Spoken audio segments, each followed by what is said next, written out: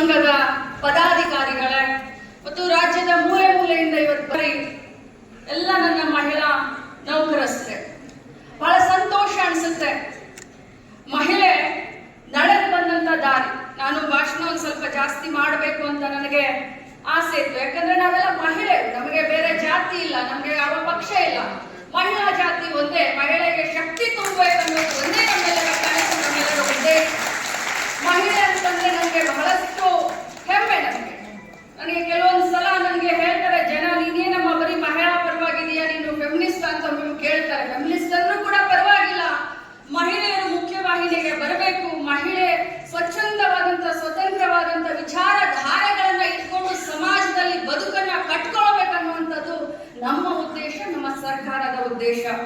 ನಾನೆಲ್ಲ ನನ್ನ ಮಹಿಳಾ ನೌಕರಸ್ಥರ ಅಕ್ಕ ತಂಗಿಯರಿಗೆ ಹೇಳಲಿಕ್ಕೆ ಬಯಸ್ತೇನೆ, ಸರ್ಕಾರ, ಮಾನ್ಯ ಸಿದ್ದರಾಮಯ್ಯ ಸಾಹೇಬ್ರ ಸರ್ಕಾರ ಇರ್ಬೋದು ಅಥವಾ ನಮ್ಮ ಕಾಂಗ್ರೆಸ್ ಪಕ್ಷದ ಸರ್ಕಾರ ಯಾವಾಗ ಬಂದಿದೆ, ಮಹಿಳಾ ನೌಕರಸ್ಥರಿಗೆ ಮತ್ತು ಮಹಿಳೆಯರನ್ನು ಒಳಗೊಂಡಂತ ಅನೇಕ ಕಾನೂನನ್ನ ಮತ್ತು ಯೋಜನೆಯನ್ನ ತರುವಂತ ಕೆಲಸವನ್ನ ಯಾರಾದ್ರೂ ಮಾಡಿದ್ದಾರೆ ಅಂತ ಹೇಳಿದ್ರೆ ನಾವು ಸ್ವಾಭಿಮಾನಿಗಳು ಗಟ್ಟಿಯಾಗಿ ಹೇಳೋಣ, ಅದು ನಮ್ಮ ಸರ್ಕಾರ, ಸಿದ್ದರಾಮಯ್ಯನವರ ಸರ್ಕಾರ, ಕಾಂಗ್ರೆಸ್ ಸರ್ಕಾರ ಅಂತ.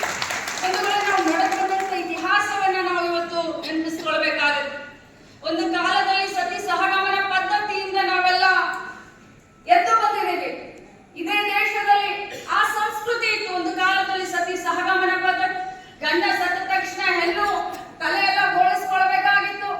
ಯಾವ ರೀತಿ ವನವಾಸವನ್ನ, ಯಾವ ರೀತಿ ಜೀವನವನ್ನ, ನರಕ ಯಾತನೆಯನ್ನ ಕಂಡಂತ ಈ ಹೆಣ್ಣು ಇವತ್ತು ನಮ್ಮ ಭಾರತ ದೇಶದ ಹೆಮ್ಮೆ ಮಗಳು, ಕರ್ನಾಟಕ ರಾಜ್ಯದ ಹೆಮ್ಮೆ ಮಗಳು, ಇವತ್ತು ಯಾವ ಮಟ್ಟಕ್ಕೆ ನಾವು ಮುಂದೆ ಬಂದಿದ್ದೀವಿ ಅಂತ ವಿಚಾರ ಮಾಡಿದಾಗ ಒಮ್ಮೊಮ್ಮೆ ನಮ್ಗೆ ಮನಸ್ಸು ಅನಿಸುತ್ತೆ. ಆದ್ರೆ ಈಗಿನ ಪ್ರಸ್ತುತ ಕಾಲಘಟ್ಟದಲ್ಲೂ ಕೂಡ, ಅದರಲ್ಲೂ ನೀವೆಲ್ಲರೂ ಕಲ್ತಷ್ಟವರು, ಸ್ವಂತ ಶಕ್ತಿಯ ಮೇಲೆ ಸರ್ಕಾರದಲ್ಲಿ ಯಾವುದೋ ಒಂದು ಉದ್ಯೋಗದಲ್ಲಿ ತಾವು ಕೆಲಸವನ್ನ ಮಾಡ್ತಾ ಇದ್ದೀರಾ, ಇಷ್ಟೊಂದು ಸಂಘಟನೆಯಲ್ಲಿ ಇದ್ದೀರಾ, ಬಹಳಷ್ಟು ಕಾಮನ್ ಸೆನ್ಸ್ ಇದೆ ತಮಗೆ, ಬಹಳಷ್ಟು ಕಲ್ತಿದ್ದೀರಾ.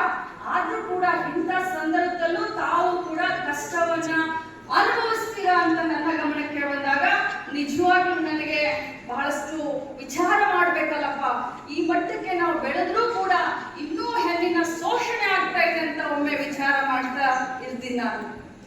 ಇವತ್ತು ನಾವು ಕಾನೂನನ್ನ, ಸರ್ಕಾರದಲ್ಲಿ ಅನೇಕ ಯೋಜನೆಯನ್ನ ನಾವು 3ನೇ ಮಹಡಿಯಲ್ಲಿ ಕ್ಯಾಬಿನೆಟ್ ನಲ್ಲಿ ಡಿಸಿಷನ್ ತಗೊಳ್ತೀವಿ, ಮಾಡ್ತೀವಿ.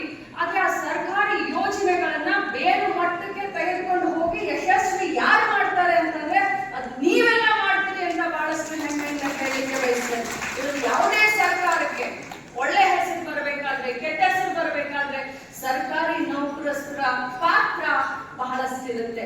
ನನ್ನ ಮಹಿಳೆಯರಿಗೆ, ನನ್ನ ಅಕ್ಕ ತಂಗಿಯರಿಗೆ ಹೇಳಲಿಕ್ಕೆ ಬಯಸ್ತೇನೆ, ನಾನು ಮೊದಲೇ ಹೇಳದ ಹಾಗೆ ಇವತ್ತು ಪ್ರಸ್ತುತ ಬಹಳಷ್ಟು ಜನ ಮಾತನಾಡಿದ್ದಾರೆ. ರೋಶ್ನಿ ಗೌಡ ಮಾತಾಡಿದ್ದಾರೆ, ನಾಗಲಕ್ಷ್ಮಿ ಚೌಧರಿ ಮಾತಾಡಿದ್ದಾರೆ, ಮಾನ್ಯ ಮುಖ್ಯಮಂತ್ರಿಗಳು ಕೂಡ ಹೇಳ್ತಾರೆ.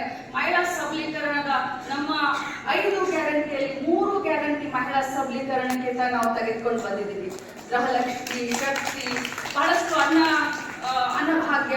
ಆದ್ರೆ ಅದರ ಜೊತೆಯಲ್ಲಿ ಮೊನ್ನೆ ನಡೆದಂತ ನಮ್ಮ ICDS ಕಾರ್ಯಕ್ರಮ 50 ವರ್ಷದ ಸ್ವರ್ಣ ಸಂಭ್ರಮವನ್ನ ಮಾಡಿದಂತ ಸಂದರ್ಭದಲ್ಲಿ ಹೊಸದಾಗಿ ಅಕ್ಕ ಪಡೆ ಅಂತ ಹೇಳಿ ಮಹಿಳೆಯರ ಸುರಕ್ಷತೆಗೆ ಆದ್ಯತೆಯನ್ನ ಕೊಡಬೇಕು ಅಂತ ಹೇಳಿ ಅಕ್ಕ ಪಡೆಯನ್ನ 31 ಜಿಲ್ಲೆಯಲ್ಲಿ ನಾವು ನಮ್ಮ ಇಲಾಖೆ, ಮಹಿಳಾ ಮಕ್ಕಳ ಕಲ್ಯಾಣ ಇಲಾಖೆ ಜೊತೆಯಲ್ಲಿ ಗೃಹ ಇಲಾಖೆಯ ಸಂಯೋಗದೊಂದಿಗೆ ನಾವು ಪ್ರಾರಂಭ ಮಾಡ್ತಾ ಇದ್ದೇವೆ. ಅತಿ ಶೀಘ್ರದಲ್ಲಿ ಅದರ ಬಗ್ಗೆ ಅರಿವನ್ನ ಮೂಡಿಸ್ಲಿಕ್ಕೆ ನಮ್ಮ ಸಂಘಟಕರಿಗೆ ಅದರ ಬಗ್ಗೆ ಏನೇನು ಇದಾವೆ, ಅದರ ಆಗು ಹೋಗುಗಳು ಯಾವ ರೀತಿ, ಅಕ್ಕ ಪಡೆ ಯಾವ ರೀತಿ ಕೆಲಸ ಮಾಡುತ್ತೆ, ಅಕ್ಕ ಪಡೆಯನ್ನ ತಾವು ಯಾವ ರೀತಿ ಬಳಸ್ಕೊಳ್ಬಹುದು ಅನ್ನೋದನ್ನ, ಆ ಸುತ್ತೋಲೆಯನ್ನ ತಮ್ಮ ಅಧ್ಯಕ್ಷ ಕೈಗೆ ನಾನು ಕೊಡ್ತೀನಿ. ತಮ್ಮೆಲ್ಲರಿಗೂ ಅಭಿನಂದಿಸ್ತೀನಿ. ಇನ್ನೊಂದು ಮಾತನ್ನ ಹೇಳಿ, ಯಾಕಂದ್ರೆ 12 ಗಂಟೆಗೆ ನಮ್ಮ ಕ್ಯಾಬಿನೆಟ್ ಮೀಟಿಂಗ್ ಇತ್ತು. ಆದ್ರೆ ಮಾನ್ಯ ಮುಖ್ಯಮಂತ್ರಿಗಳು ನೋಡಿ, ಉಪಮುಖ್ಯಮಂತ್ರಿಗಳು ಡೆಲ್ಲಿಗೆ ಹೋಗಿದ್ರು ಯಾವುದೋ ಒಂದು ಖಾಸಗಿ ಕಾರ್ಯಕ್ರಮದ ನಿಮಿತ್ತ. ಏರ್ಪೋರ್ಟ್ ಇಂದ ಸೀದಾ ನಮ್ಮ ಕಾರ್ಯಕ್ರಮ ಬಂದಿದ್ದಾರೆ ಅಂತಂದ್ರೆ ನಮ್ಮ ಮಹಿಳೆಯರು ಕೊಡುವಂತ ಒಂದು ಮರ್ಯಾದೆ. ಅದರ ಜೊತೆ ಮಾನ್ಯ ಮುಖ್ಯಮಂತ್ರಿಗಳು ಕ್ಯಾಬಿನೆಟ್ಗೆ 5 ನಿಮಿಷ ಹೆಚ್ಚು ಕಡಿಮೆ ಯಾವ್ದಾದ್ರು ಮಂತ್ರಿಗಳು ಬಂದ್ರೆ ವಾಚ್ ಕೊಡ್ಕೊಳ್ತಾರೆ, ನಮ್ಗೆಲ್ಲ ಕ್ಲಾಸ್ ತಗೊಳ್ತಾರೆ. ಆದ್ರೆ ಇವತ್ತು ಸ್ವತಃ ಮುಖ್ಯಮಂತ್ರಿಗಳು 45 ನಿಮಿಷ ತಡವಾಗಿದ್ರು ಕೂಡ ಸುಮ್ಮನೆ ಕೂತ್ಕೊಂಡಿದ್ದಾರೆ ಅಂತಂದ್ರೆ ಮಹಿಳೆಯರಿಗೆ ಕೊಡುವಂತ ಗೌರವ, ಆದರ ಮತ್ತು ಸನ್ಮಾನ. ಒಂದು ವೇಳೆ ನಾವು ಯಾವತ್ತಿಗೂ ಒಂದು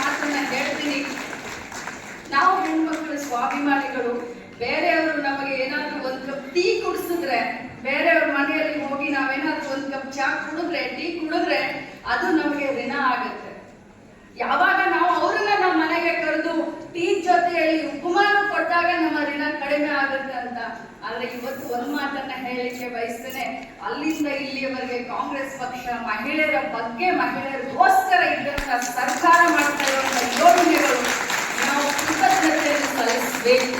ಹಾಗೆ ಹೇಳಿದ್ರು, ತಾವು ಎದ್ದು ನಮಸ್ಕಾರ ಮಾಡಬಾರ್ದು, ಇದು ನಮ್ಮ ಹಕ್ಕು. ಆ ಹಕ್ಕನ್ನ ಇವತ್ತು ಋತುಚಕ್ರ ರಜೆಯನ್ನ 1 ವರ್ಷಕ್ಕೆ 12 ದಿನ, ಪಾಪ ರೋಶ್ನಿ ಓದ್ಬೇಕಾದ್ರೆ ಏನೋ ಹೆಚ್ಚು ಕಡಿಮೆ ಮಾಡಿದ್ರು. ಮಾಡ್ಬೇಕಾದ್ರೆ ಹೇಗಿತ್ತು ಗೊತ್ತಾ, 26 ವರ್ಷದ ಹಿಂದೆ ದದಬಬ ಅಂತ ಇದ್ದೆ, ಇವತ್ತು ಹಾಗೆ ಪಾಪ ಪ್ರಯತ್ನ ಮಾಡಿದ್ರು, ಪ್ರಯತ್ನವಾದಿಗಳಿದ್ದಾರೆ. ನನ್ನ ಇಲಾಖೆಯಲ್ಲಿ ಈ ಮಹಿಳಾ ನೌಕರರ ಸಂಘಕ್ಕೆ ಒಂದು ಆಫೀಸ್ಗೆ ಮಾನ್ಯ ಹೊರಟ್ಟಿ ಸಾಹೇಬರು ಹೇಳೋದಕ್ಕೆ ಒಂದು ಆಫೀಸ್ ಅನ್ನು ಕೊಟ್ಟಿದ್ದೇನೆ. ನಾನು ಮಾನ್ಯ ಮುಖ್ಯಮಂತ್ರಿಗಳ ಹತ್ರ ಚರ್ಚೆ ಮಾಡಿ, ಯಾಕಂದ್ರೆ ನಾನು ಒಬ್ಬ ಮಹಿಳೆ ಇದ್ದೀನಿ, ಸೊ ಖಂಡಿತವಾಗ್ಲೂ ತಮ್ಮನ್ನ ಅಲ್ಲಿಂದ ಹೊರಗಡೆ ಕಳಿಸಲ್ಲ. ಯಾಕಂದ್ರೆ ಅದು ನನ್ನ ಮರ್ಯಾದೆ ಪ್ರಶ್ನೆ. ನಾನು ಯಾವತ್ತೂ ನನ್ನ ಬಿಟ್ಕೊಡೋದಿಲ್ಲ. ಮಾನ್ಯ ಮುಖ್ಯಮಂತ್ರಿಗಳ ಪರ್ಮಿಷನ್ ತೆಗೆದುಕೊಂಡು ಉಪಮುಖ್ಯಮಂತ್ರಿಗಳ ಹತ್ರ ಮಾತನಾಡಿ ತಮಗೆ ಅದನ್ನ ಆಫೀಸನ್ನ ಯಾವ ರೀತಿ ನಾವು ಕೊಡಬಹುದು ಅನ್ನೋದ್ರ ಬಗ್ಗೆ ನಾನು ಗಮನ ಹರಿಸ್ತೀನಿ ಅಂತ ಹೇಳಿ ತಮ್ಮೆಲ್ಲರಿಗೂ ಅಭಿನಂದನೆಯನ್ನು ಸಲ್ಲಿಸ್ತೀನಿ. ಕಾನೂನಿನ ಅರಿವು, ತಮ್ಮ ಹಕ್ಕಿನ ಅರಿವನ್ನ ತಾವು ಇಟ್ಕೊಳ್ಬೇಕು. ಅವಾಗ ಬೇರೆಯವರಿಗೆ ಕಾನೂನಿನ ಅರಿವು ಮತ್ತು ಹಕ್ಕಿನ ಅರಿವನ್ನ ಕೊಡ್ಲಿಕ್ಕೆ ಸಾಧ್ಯ. ಸಂವಿಧಾನ ಶಿಲ್ಪಿ ಡಾಕ್ಟರ್ ಅಂಬೇಡ್ಕರ್ ಅವರ ಕಂಡಂತ ಕನಸು ನನಸಾಗಲಿಕ್ಕೆ ಸಾಧ್ಯ ಅಂತ ಹೇಳ್ತಾ ಇನ್ನೊಮ್ಮೆ ತಮ್ಮೆಲ್ಲರಿಗೂ ಅಭಿನಂದಿಸಿ ನನ್ನ ಮಾತು. ಜೈ ಹಿಂದ್, ಜೈ ಕರ್ನಾಟಕ, ಜೈ ಮಹಿಳಾ.